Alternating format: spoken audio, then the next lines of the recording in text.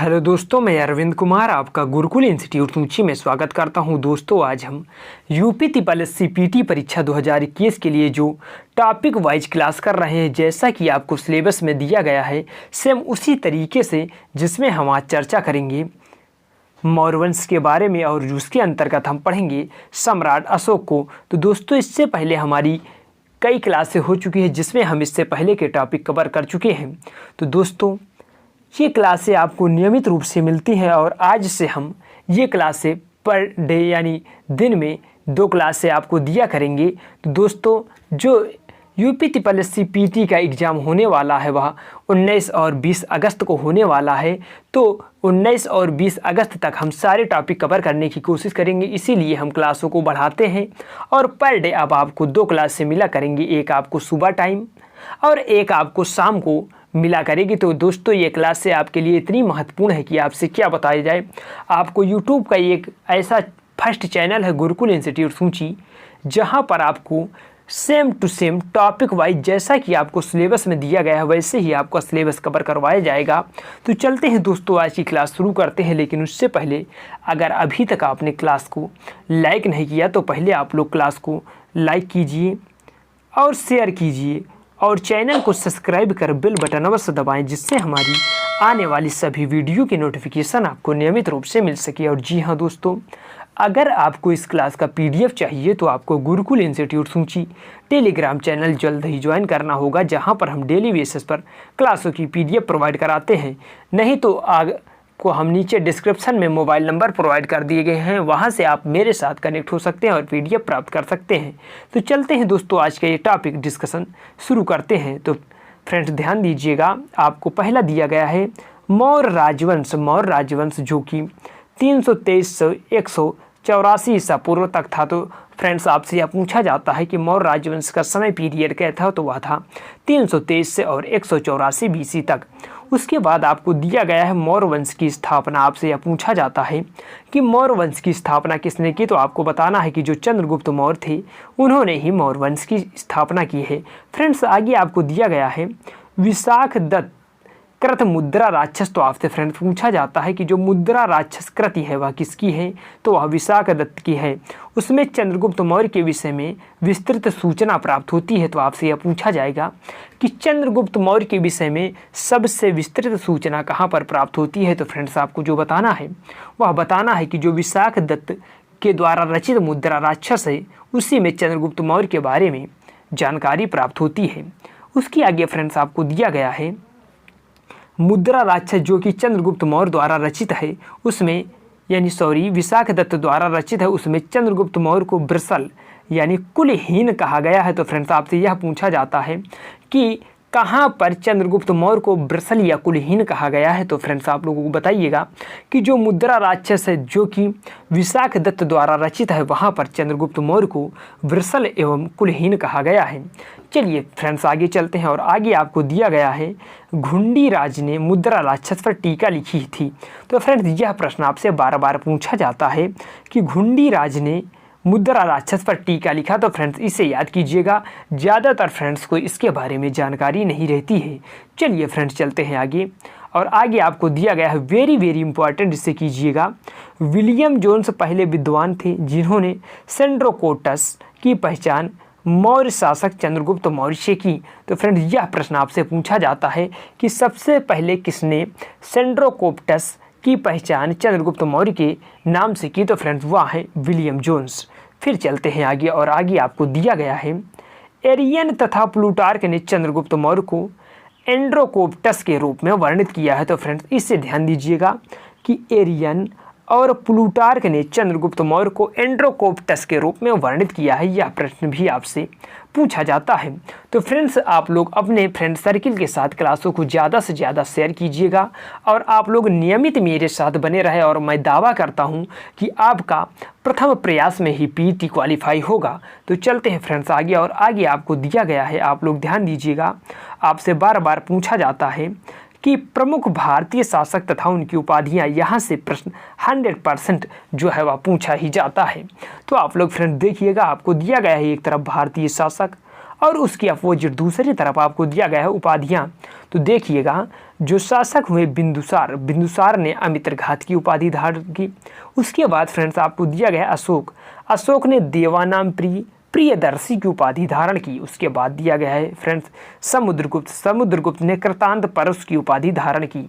उसके बाद फ्रेंड्स आपको दिया गया है चंद्रगुप्त प्रथम, जिन्होंने महाराजा धीराज की उपाधि धारण की, और चंद्रगुप्त द्वितीय जो कि विक्रमादित्य की उपाधि धारण की थी। उसके बाद फ्रेंड्स हर्षवर्धन, हर्षवर्धन ने शीलादित्य की उपाधि धारण की, और कनिष्क, कनिष्क को फ्रेंड्स जो है देवपुत्र के नाम से भी जाना जाता है। चलिए फ्रेंड्स आगे चलते हैं और आगे देखते हैं कि आपके पेपर की दृष्टि से क्या महत्वपूर्ण हो सकता है। आगे आपको दिया गया है जस्टिन, जस्टिन ने सेंड्रोकोप्टस, चंद्रगुप्त मौर्य और सिकंदर महान की भेंट का उल्लेख किया है। फ्रेंड्स जस्टिन महोदय बताते हैं कि तक्षशिला जो कि सबसे प्राचीन विश्वविद्यालय माना जाता है, वहाँ पर जस्टिन बताते हैं कि जो सेंड्रोकोप्टस, जिनको बाद में चंद्रगुप्त मौर्य के नाम से जाना गया, और जो सिकंदर महान थे, उनकी भेंट पहले ही हो चुकी थी। तो ये बात जो है वह जस्टिन द्वारा बताया जाता है। चलिए फ्रेंड्स आगे आपको दिया गया है कौटिल्य, कौटिल्य चाणक्य द्वारा मौर्य काल में रचित अर्थशास्त्र शासन के सिद्धांत की पुस्तक है। अर्थशास्त्र में 15 अधिकरण। फ्रेंड्स इसे इंडिकेट कीजिएगा कि अगर आपसे पूछा जाता है कि जो अर्थशास्त्र है उसमें कितने अधिकरण है, तो वहाँ पर आप लोग बताइएगा कि जो अर्थशास्त्र है वह 15 अधिकरणों में विभक्त है। उसके बाद फ्रेंड्स आपसे यह पूछा जाता है अर्थशास्त्र किस पर आधारित है, तो अर्थशास्त्र जो है फ्रेंड्स वह राजनीति पर आधारित पुस्तक है। चलिए आगे आपको दिया गया है, आप लोग पढ़िएगा।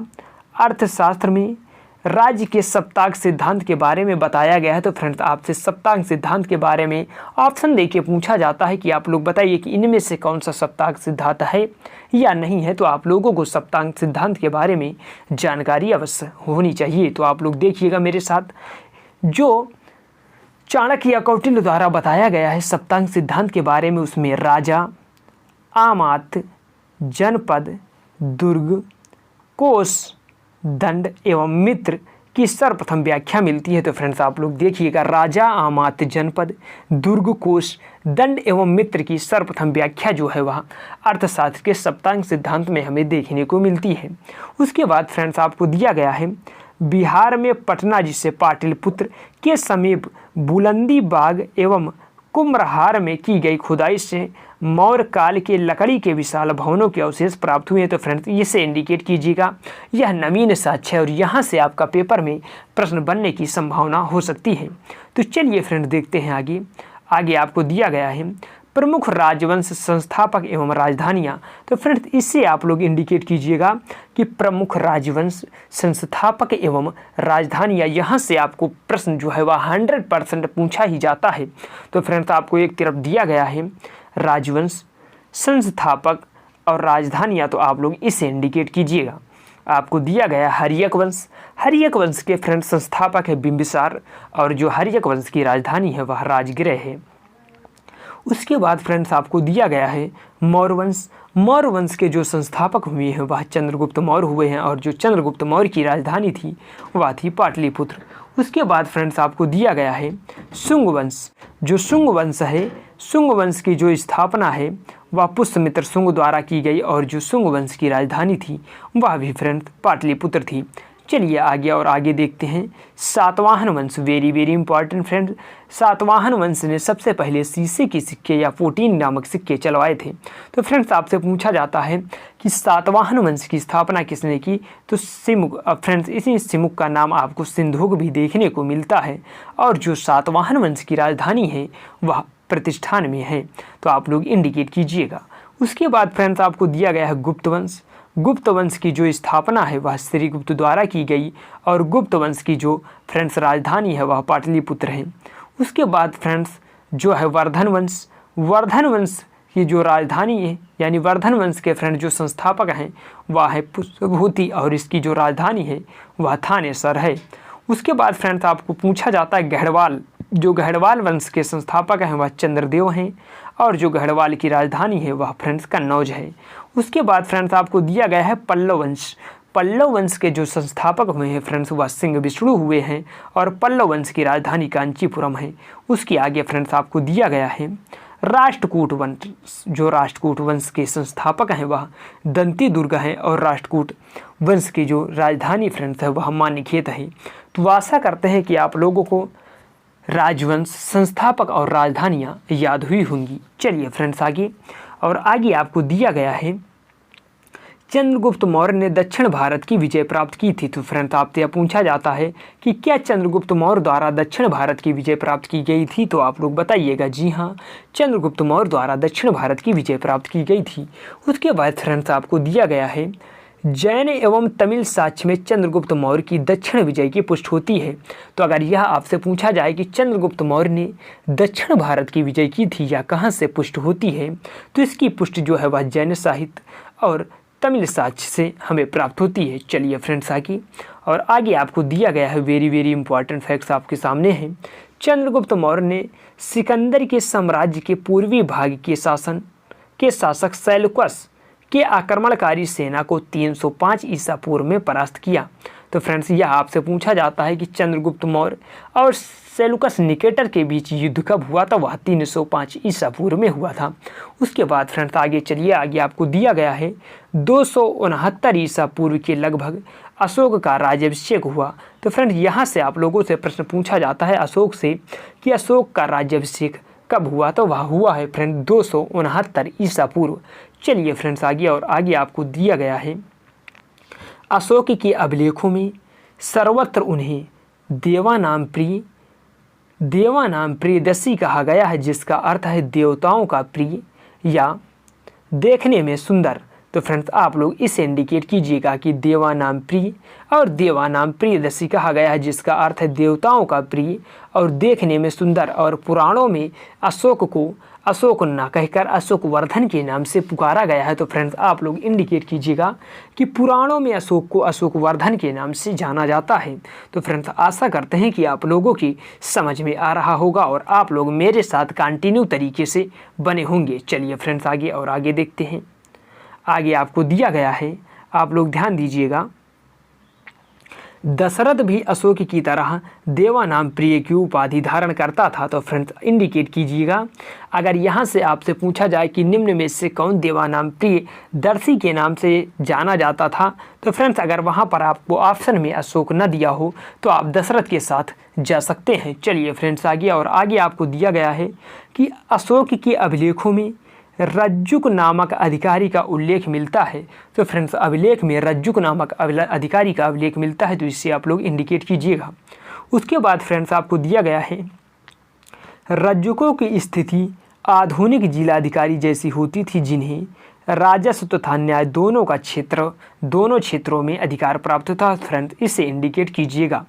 चलिए फ्रेंड्स आगे आपको दिया गया है मौर्य काल में व्यापारिक काफिलों यानी कारवां को सार्थवाह की संज्ञा दी जाती थी। तो फ्रेंड्स अगर यह आपसे पूछा जाए कि सार्थवाह शब्द किस वंश के समय ज़्यादा फेमस या प्रसिद्ध था, तो आप लोग बताइएगा फ्रेंड्स कि मौर्य काल के समय जो सार्थवाह शब्द है वह अधिक फेमस था। उसके बाद फ्रेंड्स आपको दिया गया है सारनाथ स्तंभ। तो आप लोग देखिएगा कि सारनाथ स्तंभ अशोक ने बनवाया था। तो फ्रेंड्स आप लोग देखिएगा जो सारनाथ स्तंभ का निर्माण अशोक ने ही करवाया था, यह भी आपसे पूछा जाता है। उसके बाद फ्रेंड्स आपको दिया गया है बौद्ध धर्म ग्रहण करने के उपरांत अशोक ने आखेट तथा बिहार यात्राएं रोक दी तथा उनके स्थान पर धर्म यात्राएं प्रारंभ की। तो फ्रेंड्स इंडिकेट कीजिएगा और इसे ध्यानपूर्वक पढ़ते चलिएगा।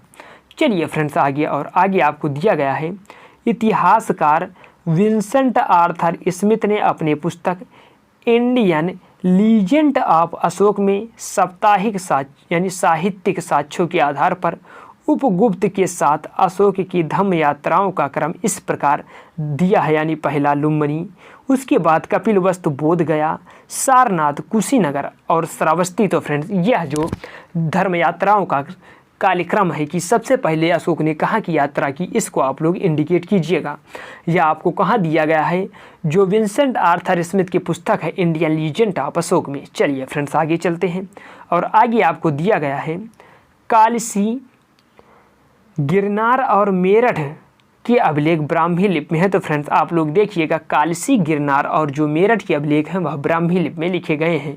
उसके बाद फ्रेंड्स आपके सामने है अशोक के अभिलेखों का विभाजन 3 वर्गों में किया गया, जिसमें है प्रथम शिलालेख, दूसरा स्तंभलेख और तीसरा गुहालेख। तो आप लोग इसे इंडिकेट कीजिएगा कि जो अभिलेख अशोक के अभिलेख उनको 3 भागों में विभाजित किया गया है, शिलालेख, स्तंभलेख और गुहालेख। तो चलते हैं फ्रेंड्स, देखते हैं अशोक की शिलालेखों के बारे में। आपको दिया गया है जो प्रथम शिलालेख है, इसमें अशोक ने पशु बलि की निंदा की है। और उसके बाद जो दूसरा शिलालेख है उसमें मनुष्य एवं पशु चिकित्सा की बात कही गई है। और तीसरे शिलालेख में फ्रेंड्स अधिकारियों का 5वें वर्ष दौरा को बताया गया है कि अधिकारी जो है वह 5वें वर्ष सभी ग्रामों की यात्रा करेंगे।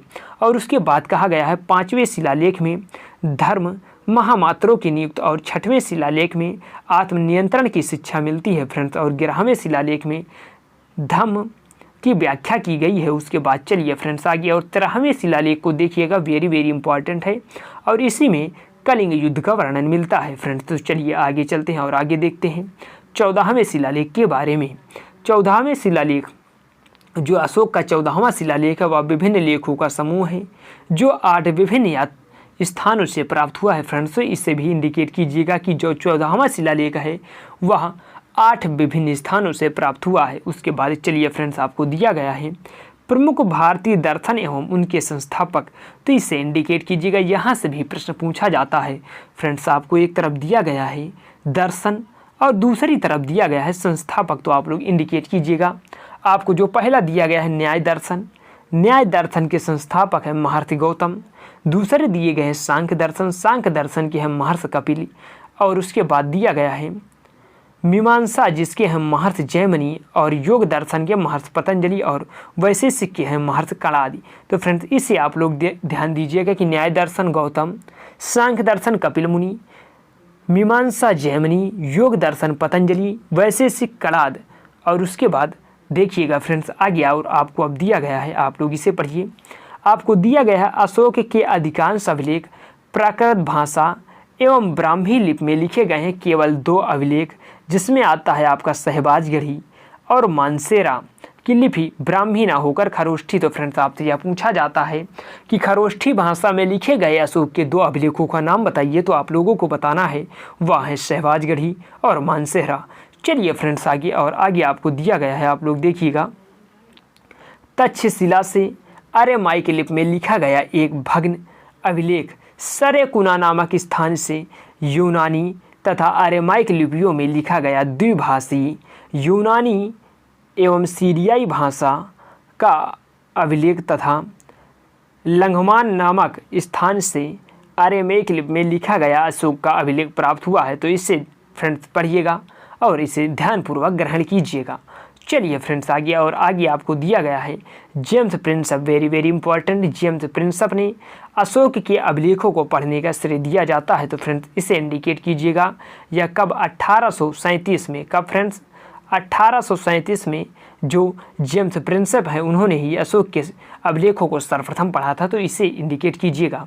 उसके बाद फ्रेंड्स दिया गया है प्राचीन भारत में खरोष्ठी लिपि जो है वह दाएं से बाएं लिखी जाती। तो फ्रेंड्स मान लीजिए ऐसे लिखी जाती, तो आप लोग इसे इंडिकेट कीजिएगा कि प्राचीन भारत में खरोष्ठी लिपि जो है वह दाएं से बाएं की ओर लिखी जाती थी। यह आपसे पूछा जा सकता है। उसके बाद फ्रेंड्स आप लोग इंडिकेट कीजिएगा। आपको दिया गया है अशोक ने अपने राज्याभिषेक के 20वें वर्ष, यह आपसे पूछा जाता है 20वें वर्ष लुम्बिनी की यात्रा की। तो फ्रेंड्स इसे इंडिकेट कीजिएगा। उसके बाद आपको दिया गया है अशोक ने बुद्ध की जन्मभूमि के होने के कारण लुम्बिनी ग्राम का धार्मिक कर माफ़ कर दिया तथा भू राजस्व कर 1/6 से घटाकर फ्रेंड्स 1/8 कर दिया। तो यह प्रश्न जो आपका है वह यूपी पीसीएस में बार बार पूछा गया है। तो यह यूपी त्रिपल में भी पूछा जा सकता है। तो आप लोग इसे इंडिकेट कीजिएगा। चलिए फ्रेंड्स चलते हैं आगे और आगे देखिए। अशोक के तरह में शिलालेख में कलिंग युद्ध के संदर्भ में स्पष्ट साक्ष्य मिलते हैं। तो यह प्रश्न भी आपसे पूछा जाता है। चलिए फ्रेंड्स आगे और आगे आपको दिया गया है अशोक के दीर्घ शिलालेख संख्या 12 में सभी संप्रदायों के सार की वृद्धि होने की कामना की गई है तथा धार्मिक सहिष्णुता हेतु उपाय बताए गए हैं, तो यह भी प्रश्न आपसे पूछा जा सकता है। फिर उसके बाद आपको दिया गया अशोक के दूसरे और 13वें शिलालेख में संगम राज्यों जिसमें चोल, पांड, सतीपुत्र और केरल पुत्र सहित ताम्रपाणी जिसे श्रीलंका के नाम से जाना जाता है, इन सभी की सूचना जो है वह अशोक के दूसरे और 13वें शिलालेख में मिलती है, जिसमें फ्रेंड्स है चोल, पांड, सतीपुत्र और केरल पुत्र सहित ताम्रपाणी का भी उल्लेख मिलता है। चलिए फ्रेंड्स आगे आपको दिया गया है मौर्य शासक अशोक ने 13वें शिलालेख में से यह ज्ञात होता है कि अशोक ने 5 यवन राजाओं के साथ मैत्री संबंध से, जिनमें एंटियोकस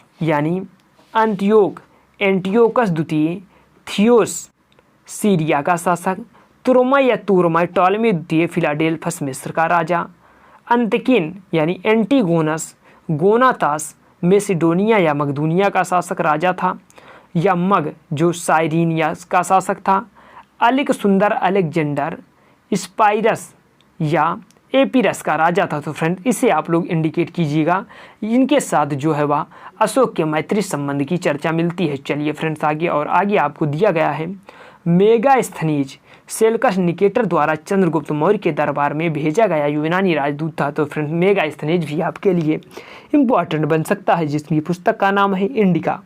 चलिए फ्रेंड्स आगे चलते हैं। आगे आपको दिया गया है मेगास्थनीज ने तत्कालीन भारतीय समाज को 7 श्रेणियों में, तो फ्रेंड्स यह प्रश्न आपसे पूछा जाता है कि मेगास्थनीज ने भारतीय समाज को कितने भागों में विभाजित किया। तो फ्रेंड्स मेगास्थनीज ने भारतीय समाज को 7 श्रेणियों में विभाजित किया, जो इस प्रकार है: दार्शनिक, कृषक, पशुपालक, कारीगर, योद्धा, निरीक्षक एवं मंत्री। तो फ्रेंड्स इसे इंडिकेट कीजिएगा। चलिए फ्रेंड्स आगे आपको दिया गया है मेगास्थनीज भारतीय समाज में दास प्रथा के प्रचलित होने का उल्लेख नहीं करता है। तो फ्रेंड नहीं को इंडिकेट कीजिएगा, और यह प्रश्न आपके लिए इसीलिए इंडिकेटिव बन जाता है, आपसे यहाँ से बार बार पूछा जाता है और आप लोग इसे गलत कर देते हैं। तो फ्रेंड्स इंडिकेट कीजिएगा और हम आगे चलते हैं। आगे आपको दिया गया है अशोक के अभिलेखों में मौर्य साम्राज्य को 5 प्रांतों में के नाम से मिलते हैं। तो फ्रेंड्स आप लोग इन्हें इंडिकेट कीजिएगा कि अशोक के अभिलेखों में मौर्य साम्राज्य के 5 प्रांतों का नाम मिलता है। तो अब हमें जो देखना है कि ये 5 प्रांत कौन कौन है और इनके बारे में भी हमें जानना है। चलिए फ्रेंड देखिए, आपको एक तरफ दिया गया है प्रांत और दूसरी तरफ दिया गया है प्रांत से संबंधित राजधानी। तो आप लोग देखिएगा, जो उत्तरापथ था, उत्तरापथ की राजधानी तक्षशिला, अवंती की राजधानी उज्जैनी, कलिंग की राजधानी तोसली, दक्षिणापथ की राजधानी सुवर्णगिरी और जो प्राच्य या पूर्वी प्रदेश था उसकी राजधानी पाटलिपुत्र थी। फ्रेंड्स तो आप लोग आशा करते हैं कि समझे होंगे। चलिए फ्रेंड्स आगे आपको दिया गया है भाग एवं बलि प्राचीन भारत में राजस्व के स्रोत थे। तो फ्रेंड्स आपसे यह पूछा जाता है कि भाग एवं बलि प्राचीन भारत में क्या थे। तो आप लोगों को बताना है कि जो भाग एवं बलि थे वह प्राचीन भारत में राजस्व के स्रोत थे। उसके बाद फ्रेंड्स आपको दिया गया है, आप लोग इंडिकेट कीजिएगा, मौर्य परिषद में राजस्व एकत्र करने का कार्य समाहर्ता द्वारा किया जाता था। तो फ्रेंड्स यह प्रश्न आपसे बार बार पूछा जाता है और आप लोग इसे गलत करके आते हैं। और उसके आगे आपको दिया गया है अंतपाल सीमा रक्षक या सीमावर्ती दुर्ग की देखभाल करता था। तो फ्रेंड्स जो सीमा है या सीमा पर जो दुर्ग बनाए गए हैं उनकी जो देखभाल करता था वह अंतपाल द्वारा की जाती थी। और जबकि प्रदेष्टा, यहाँ पर फ्रेंड्स आपसे पूछा जाता है प्रदेष्टा के विषय में, तो जबकि प्रदेष्टा विषयों या कमिश्नरियों का प्रशासक था। तो फ्रेंड्स इसे भी इंडिकेट कीजिएगा। उसके बाद आपको दिया गया है मौर्य युगीन अधिकारी पौतवाध्यक्ष, ये तौल और माप का प्रभारी था पौतवाध्यक्ष। तो फ्रेंड आप लोग इसे इंडिकेट कीजिएगा। उसके बाद फ्रेंड आगे चलिए, आगे आपको दिया गया है प्रणयाध्यक्ष, जो प्रणयाध्यक्ष था वह वाणिज्य विभाग एवं जो सूनाध्यक्ष था, फ्रेंड सूनाध्यक्ष आप लोग भूल जाते, सूनाध्यक्ष और जो प्रणयाध्यक्ष था, तो जो प्रणयाध्यक्ष था वह वाणिज्य विभाग तथा जो सूनाध्यक्ष था वह बूचल खाने का प्रभारी हुआ करते थे। चलिए फ्रेंड्स आगे आपको दिया गया है मौर्य युग में नगरों का प्रशासन नगरपालिकाओं द्वारा चलाया जाता था, जिसका प्रमुख नागरक या इंडिकेट कीजिएगा नागरक या प्रमुख था। तो फ्रेंड्स यह प्रश्न आपसे पूछा जा सकता है।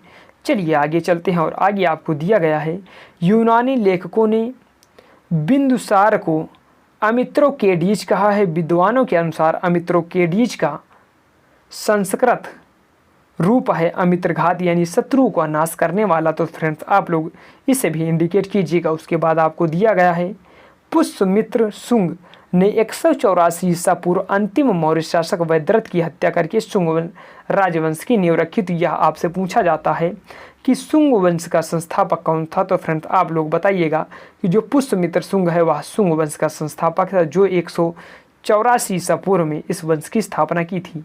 चलिए फ्रेंड्स आगे, और आगे आपको दिया गया है वायु पुराण के अनुसार अंतिम कड़व शासक सुशर्मा अपने आंध्र जातीय भ्रात सिमुक या सिंधुक द्वारा मार दिया गया। तो इससे भी आप लोग इंडिकेट कीजिएगा।